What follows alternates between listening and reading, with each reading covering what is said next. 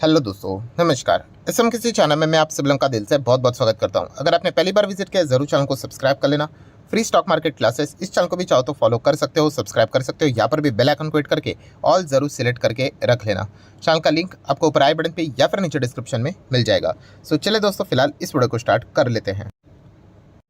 सो ठीक है दोस्तों, अभी हम लोग आ चुके हैं बिल्कुल हमारे नॉर्मल स्क्रीन के ऊपर। एंड दोस्तों, ये वाला टॉपिक आज नहीं तो कल कवर यहाँ पे करने ही करना पड़ने ही वाला था। ठीक है, तो आप सभी लोगों को पता ही है कौन से स्टॉक्स की हम लोग बात करने वाले हैं इस टॉपिक में। यस, रेलवे स्टॉक्स के बारे में। एंड देखा गया तो इवन तो अगर आपके पास रेलवे स्टॉक्स नहीं भी होंगे, स्टिल ये वीडियो आप लोगों के लिए एज अ शेयर मार्केट में इन्वेस्टमेंट के जर्नी के हिसाब से बहुत ही इंपॉर्टेंट यहाँ पे रहने वाला है। सो बेसिकली अगर देखा गया तो ये जो वीडियो रहेगा वो थियोरेटिकल टाइप का यहाँ पे रहने वाला है। ठीक है, सो आज के दिन की अगर हम लोग बात करें तो यहाँ पे आप देख सकते हो जो रेलवे स्टॉक्स कई दिनों तक अच्छे रिटर्न्स दे रहे थे, आज के दिन थोड़ा सा अच्छा खासा प्रॉफिट बुकिंग देखने को मिला है। 4.5% की गिरावट IRFC में चलते हुए देखने को यहाँ पे मिल गई। RVNL की बात करें, सेम 4-4.25% के आसपास रफली गिरावट देखने को मिली है। इरकॉन इंटरनेशनल की बात करें, ऑलमोस्ट सेम पोजीशन है, 4% के आसपास की गिरावट देखने को मिली है। रेलटेल की बात करें तो 3-3.25% की गिरावट देखने को मिली है। एंड अगर हम लोग आखिरी स्टॉक की बात करेंगे IRCTC, तो 0.5% की गिरावट देखने को मिली है। सो रीज़न एकदम साफ है कि जिस स्टॉक ने पिछले कई टाइम तक अच्छे रिटर्न्स दिए हैं वहीं पे हम लोग को ज़्यादा प्रॉफिट बुकिंग देखने को मिली है। एंड जहाँ पे इतने कुछ खास रिटर्न नहीं बने थे, खास रिटर्न मतलब रेलवे स्टॉक्स की बात करें तो यूजुअली हम तो इस 5 स्टॉक्स के ऊपर ही ज़्यादा फोकस करते हैं, और भी बहुत सारे रेलवे स्टॉक्स, बट येस इसमें सबसे कम रिटर्न्स IRCTC में ही बने थे। अगर मैं आपको कुछ ट्रैक रिकॉर्ड दिखा दूँ तो आप देख सकते हो ये पिछले कौन से टाइम के, यस 1 महीने के रिटर्न्स आप यहाँ पे देख सकते हो। तो 1 महीने में IRFC ने 38% दिए थे, RVNL ने 20%, इरकॉन ने भी ऑलमोस्ट 20%, रेलटेल ने 30%, बट IRCTC की बात करें तो केवल 6.5 से 7%। वो भी कोई ख़राब रिटर्न्स नहीं, बट येस अब जब इतना बड़ा बड़ा रिटर्न देखते हो तो उसके मुकाबले ये रिटर्न तो फिर थोड़े बहुत कमज़ोर ही नज़र आ जाते हैं। सो जो जितना अच्छा भागेगा तो करेक्शन के टाइम, प्रॉफिट बुकिंग के टाइम वहीं पे हम लोग को ज़्यादा प्रॉफिट बुकिंग भी देखने को मिल सकते हैं। ये एक बेसिक सा गणित हम लोग को देखने को मिल जाता है। ये तो महीने भर की बात की, अगर 6 महीने की बात करें तो नज़ारा कुछ और भी यहाँ पे चेंज हो जाता है। जैसे कि IRFC की बात करें तो 150 के आसपास के रिटर्न है, RVNL 134, इरकॉन की बात करें तो 120, रेलटेल की बात करें तो 100, मतलब डबल पैसा होते हुए देखने को मिला है पिछले 6 महीने में। And in fact more than double ये पहले जो वाली जो 3 स्क्रिप्ट है उसमें। एंड IRCTC की बात करें तो बेचारा थोड़ा धीमे धीमे ही चल रहा है 13% के आसपास। सो ये पूरी कहानी मैं आपको क्यों बता रहा हूँ कि यस जहाँ पे ज़्यादा तेज़ी देखने को मिलती है वहाँ पे प्रॉफिट बुकिंग भी बड़ा करेक्शन हम लोग को देखने को यहाँ पे मिल जाता है। एंड IRCTC की भी अगर हम लोग बात करें तो यहाँ पे भी बहुत कमाल के रिटर्न हम लोग को बनते हुए देखने को मिले हैं, जो कि आप यहाँ पे देख सकते हो। एक ज़माने में IRCTC ने भी कितने दिए थे, लगभग 600% के रिटर्न्स दिए थे, इंक्लूडिंग एक बार जो बोनस स्प्लिट हुआ है उसको पकड़ के। उसके बाद तो कुछ हम लोग को अलग अलग कारण देखने को मिले थे, सरकार ने कुछ फैसले लिए थे, फिर उसको विड्रॉ किया, उसके बाद एक बहाना मिल गया, तो इसके चलते स्टॉक लगभग रफली 35 से 40% हम लोग को गिरते हुए देखने को यहाँ पे मिला है। सो ठीक है दोस्तों, अभी ये वीडियो बनाने का मकसद क्या है कि वही जो सवाल यहाँ पे पूछे जाते हैं कि सर अभी हम लोग रेलवे स्टॉक्स में क्या करें, मतलब कि आपको पता ही है कि ज़बरदस्त तेज़ी हम लोग को देखने को यहाँ पे मिल जाती है। तो बहुत सारे लोग, खास करके रिटेल इन्वेस्टर, वो यहाँ पे बिना सोचे समझे स्टॉक्स को खरीद लेते हैं। रैंडमली बाइंग जो हम लोग बोलते हैं ना, रैंडम बाइंग करना, रैंडम सेलिंग करना, ये हम लोग को फिलहाल तो देखने को यहाँ पे मिल जाता है। मतलब अगर आप देखोगे तो IRFC की बात करें तो अभी इसका हाईएस्ट कितना चला गया था, 75.70। सो किसी ने यहाँ पे खरीदा होगा, अभी जस्ट स्टॉक सिर्फ 69 का यहाँ पे हो चुका है, तो वो पैनिक कर रहे हैं कि क्या करे करके। तो ये ऐसा क्यों होता है, बहुत ही सिंपल सा गणित है। अगर आप रैंडमली बाइंग करोगे तो यही चीज़ें यहाँ पे होगी।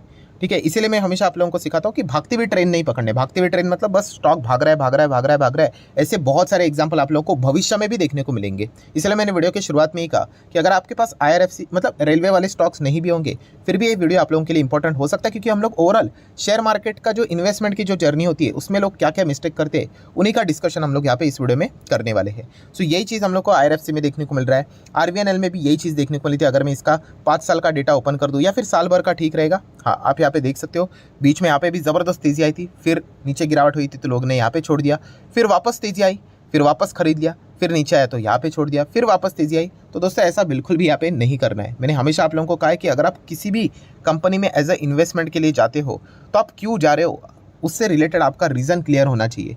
अगर आप सिर्फ ऐसा वीडियो गेम की तरह सिर्फ स्टॉक भाग रहा है इसलिए खरीदेंगे, नीचे गिरा इसलिए बेच देंगे, तो फिर शेयर मार्केट में पैसा बनने से तो रहा नहीं, क्योंकि मार्केट में प्लस है माइनस है, ये चीज़ें हमेशा चलती है।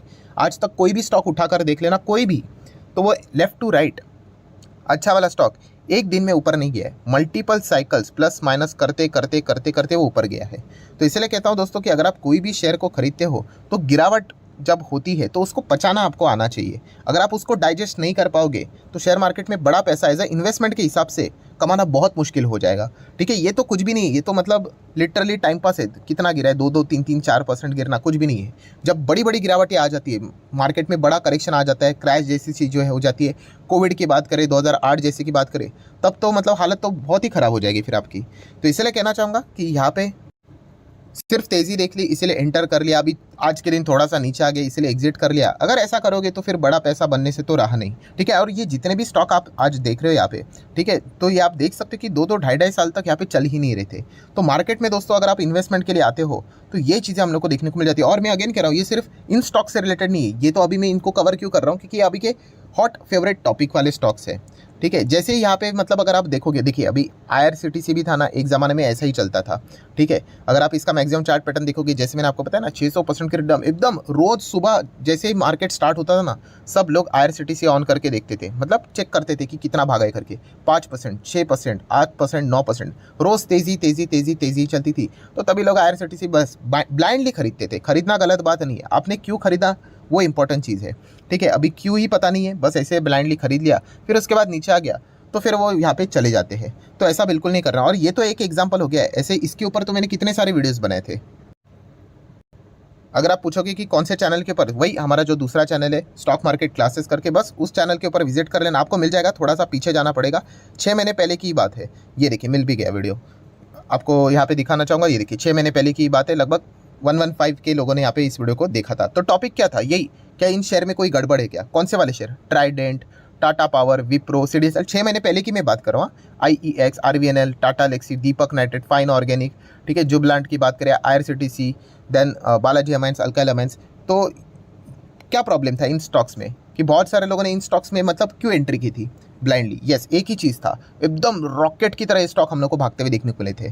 ठीक है, एंड उसके बाद आपको पता ही है स्टेज 3 आज नहीं तो कल आएगा ही आएगा। तो स्टेज 3 में हम लोग को बाद में स्टॉक आते हुए देखने को मिले। आज वही चीज़ हम लोग को धीमे धीमे करके बाद में इन रेलवे स्टॉक्स में भी आते हुए देखने को मिलने वाली है। तो ये सबसे बड़ा प्रॉब्लम यहाँ पे हो जाता है। कौन सा? कि किसी भी स्टॉक को हम लोग क्या कर लेते हैं, यस, रैंडमली बाय कर लेते हैं।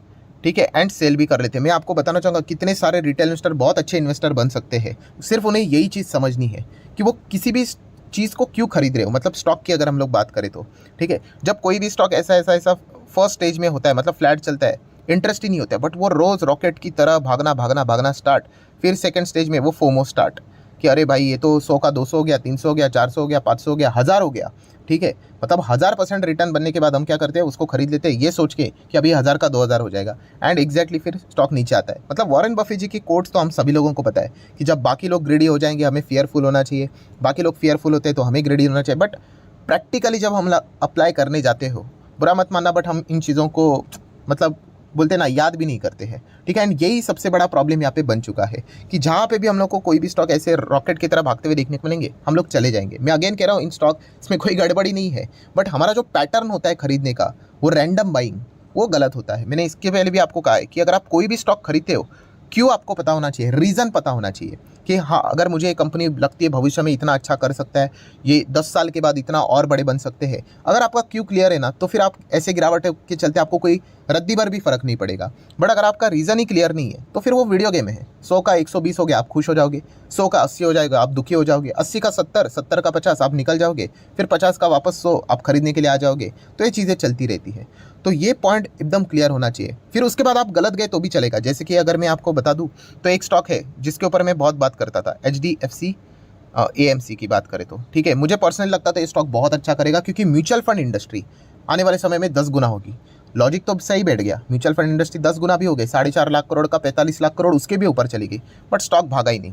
तो ये चीज़ें भी हो गई तो भी चल जाएगा। बट अगर आप रैंडमली बाइंग सेलिंग करोगे ना, तो फिर आपके पास कोई एक्सपीरियंस भी नहीं रहेगा।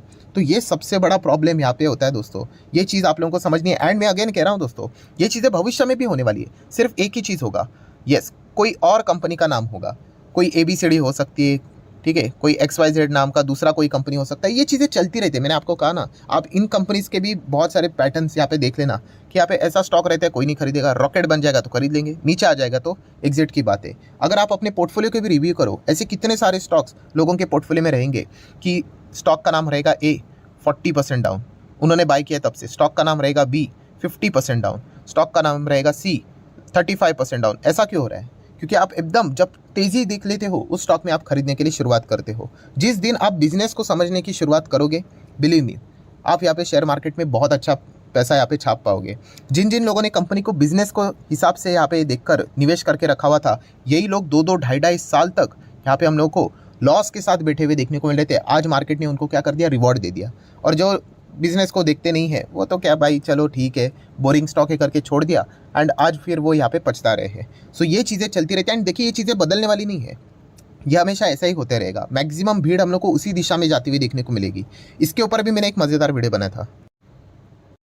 अगेन इसके लिए आपको स्टॉक मार्केट क्लासेस उस चैनल के ऊपर जाना चाहिए। थोड़ा सा थियोरी टाइप हो रहा है बट बहुत काम की चीज़ है दोस्तों। ये देखिए 3 साल पुराना वीडियो है कि बाय लो सेल हाई अगर आपको करना है, वो भी विदाउट टेक्निकल्स, तो कैसे करना है करके ये वीडियो देखिए। इसमें यही बात मैंने बोली थी, कौन सी, कि जब बाकी लोग यहाँ पे बात करें ना, मतलब एक नॉर्मली रिटेल इन्वेस्टर जहाँ से भीड़ भरना शुरू हो जाए, ये स्टॉक खरीदना है खरीदना है खरीदना है खरीदना है, समझ लेना वहाँ पे कि अभी प्रॉफिट बुकिंग का टाइम वहाँ पे आ चुका है। ठीक है, वो तो ट्रेडिंग के हिसाब से हो गया, profit booking as a investment के हिसाब से जब तक बिजनेस अच्छा चल रहा है हम लोग वहाँ पे बने रह सकते, कोई दिक्कत की बात नहीं है। बट ये एक चीज़ मैंने इस वीडियो में यहाँ पे बताई थी, और तभी मैंने शायद से इसी वीडियो में, शायद से पता नहीं, एक बार चेक करना, येस बैंक का भी एग्जाम्पल दिया था कि हर कोई येस बैंक खरीदने की बात करता। पुराने येस बैंक की मैं बात करूँ, अभी की नहीं, तो समझ लेना कि कुछ ना कुछ तो गड़बड़ यहाँ पे हो सकती है। एंड बाद में जो गिरा आपको पता ही अभी क्या चल रहा है करके। तो ये चीज़ें हम लोग को देखने को मिल जाती है। जहाँ पे भीड़ आ जाएगी ना, समझ लेना कि संभलने का टाइम यहाँ पे आ चुका है करके। और जहाँ पे कोई बातचीत यहाँ पे नहीं कर रहा है, जैसे कि अगर देखा गया तो आप देख सकते, देखिए IT स्टॉक्स, अभी IT स्टॉक्स में अच्छी खासी गिरावट है, कोई देखेगा नहीं। देन फार्मा स्टॉक्स की बात करें, देन केमिकल स्टॉक्स की बात करें, अब टॉप लेवल से नीचे अभी बातचीत यहाँ पे नहीं होगी, वापस वो टॉप लेवल पे वापस चले गए तो फिर हम लोग आएंगे, अरे IT स्टॉक्स खरीदेंगे, अरे 30, 40, 45%, 50%, वो भी एक्सटर्नल इश्यूज़ के चलते सस्ते दाम में मिल रहे हैं, बट किसी को पड़ी ही नहीं है। बट जो स्टॉक टॉप पे चलेगा, जो भाग रहा है, बस हमें वहीं पे भागते हुए ट्रेन पकड़नी है। फिर भागते हुए ट्रेन पकड़ ली तो फिर उसके बाद ऐसा प्रॉफिट बुकिंग हो गया, फिर हमें लगेगा हम ट्रैप हो गए करके। तो दोस्तों कोई गड़बड़ नहीं है, कोई ट्रैप है नहीं करके, ठीक है। अगर आप अपनी खुद की गलती यहाँ पे मानोगे, हमारी गलती क्या होती है, एक ही चीज़, जो भाग रहा है उसके पीछे भागो। अब कल के दिन कोई और स्टॉक यहाँ पे रहेगा, रॉकेट की तरह भागना शुरू, चलो उसमें भी कूद लेते हैं अभी।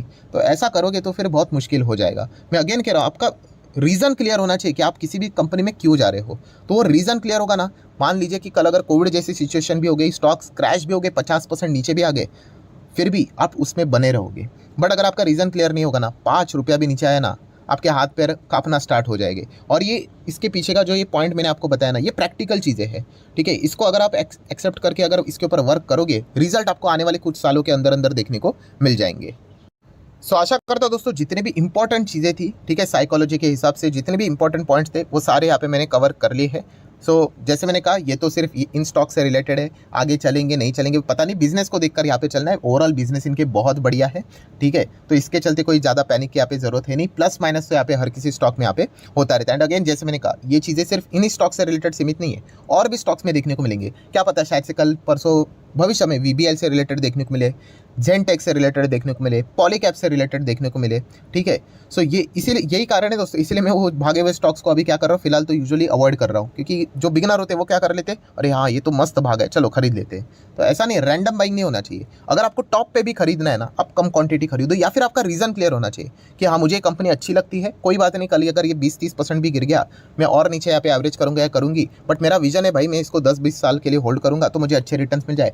ये अगर सोच रहेगी तो डिफरेंट पार्ट, ठीक है। बट मैक्सिमम अगर देखा गया तो यूजुअली ऐसा सोचने वाले बहुत ही कम होते हैं। ज़्यादातर करके भागते हुए ट्रेन पकड़ने वाले ही हम लोग को देखने को मिल जाते हैं। सो एनीवेज, आशा करता हूँ आप लोगों को कुछ नई चीज़ें सीखने को मिली होगी। अब तो आप चाहो तो इस वीडियो को लाइक एंड शेयर यहाँ पे कर सकते हो। एंड डीमैट अकाउंट अगर आपने अभी तक ओपन नहीं किया तो लिंक नीचे डिस्क्रिप्शन में 25 वीडियो की लिस्ट आपको बिल्कुल फ्री ऑफ कॉस्ट मिल जाएगी। आपका नाम, कौन सा अकाउंट आपने लिंक की तरह ओपन किया, प्रॉपर्ली कमेंट में मेंशन कर देना। तो हफ्ते भर के अंदर अंदर सारे लेक्चर्स मेरे साइड से फ्री ऑफ कॉस्ट प्रोवाइड कर दी जाएंगे, ताकि आप शेयर बाजार को आसान भाषा से सीख सको। So that's it, thank you very much दोस्तों, we will be meeting our next video. तब तक के लिए बाय बाय।